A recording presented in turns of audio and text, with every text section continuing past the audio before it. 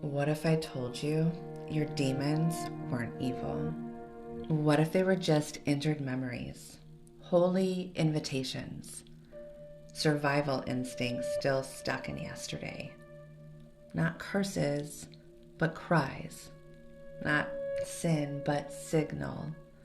Not monsters, but messengers. Let me tell you a story. Not of monsters hiding under your bed, but of memories hiding inside your body.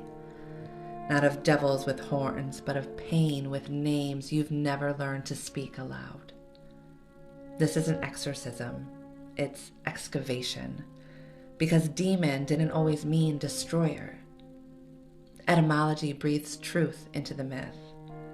In Greek, daemon was never a villain.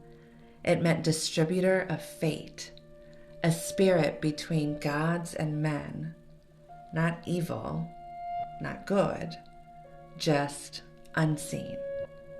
It comes from dio, to divide, to assign. So maybe the demon you carry wasn't a curse after all, but a calling waiting for its assignment. They called them shadim in Hebrew. Not beasts, but ruinous forces, shadows that dwell where we've never shined. Not monsters, memories, split selves, trauma wrapped in instinct and replayed in flesh.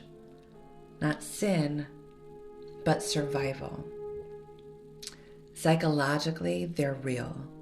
Not as spirits from another realm, but as stories in your nervous system. Autonomic hauntings, the ghost in the amygdala, the tremor before the thought. You think it's possession? Maybe, but not by something outside, by something unfelt. The demon is rage that once defended your dignity. The addiction that once distracted from the ache. The compulsion that once calmed your chaos. Not evil, adaptive. Until it wasn't. What we call demons are often unprocessed trauma loops, replaying through the amygdala, the brain's fear center. What feels like possession is often dissociation. Until brought into conscious awareness and integrated, they behave like ghosts of past pain. These are not curses. These are children, wounded, waiting.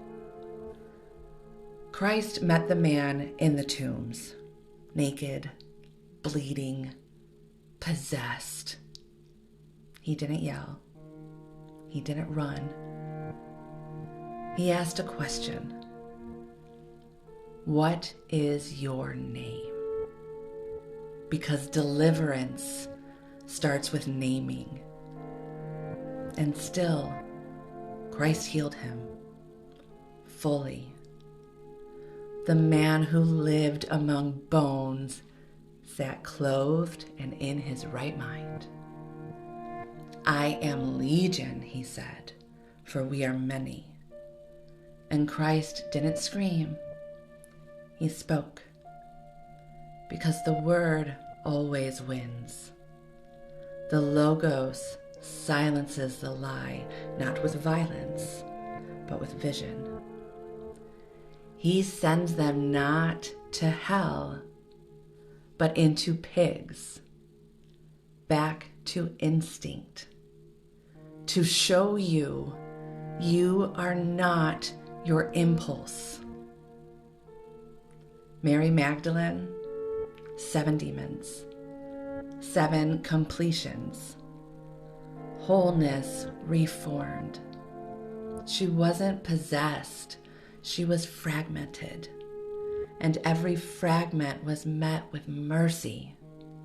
She wasn't destroyed, she was recollected, put back together. She became the first witness of the resurrection, not despite her demons, but because of the healing that came after them. So when you feel haunted, ask not what demon is after me, but what part of me is still hurting? What name have I not spoken?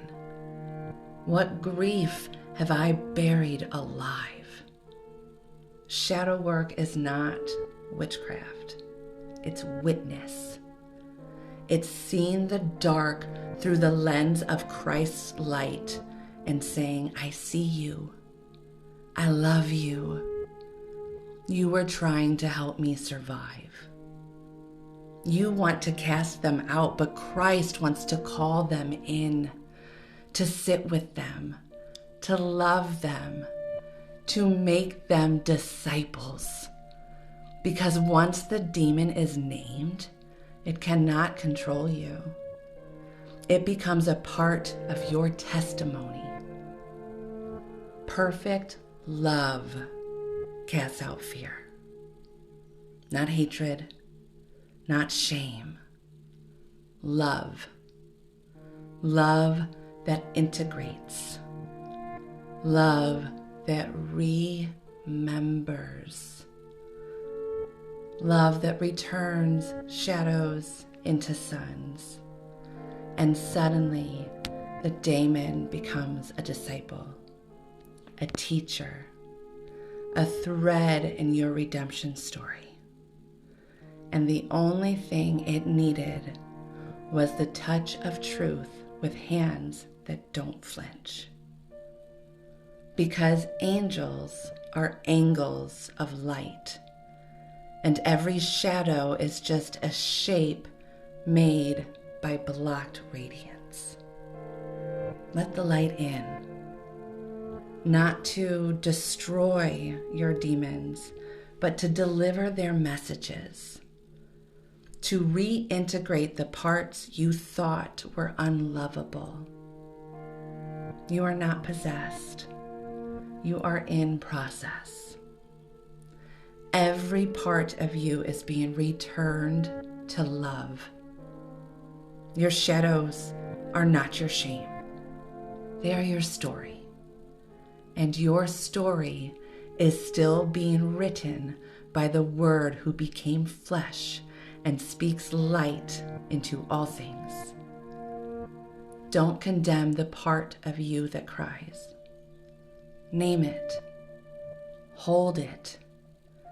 Hand it to Christ, because the demon you name can't control you, and the pain you feel can finally be loved.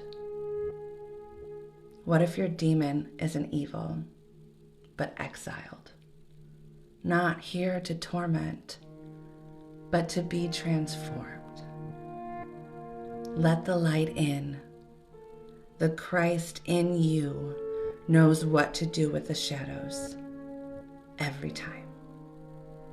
Be loved and be loved, beloved.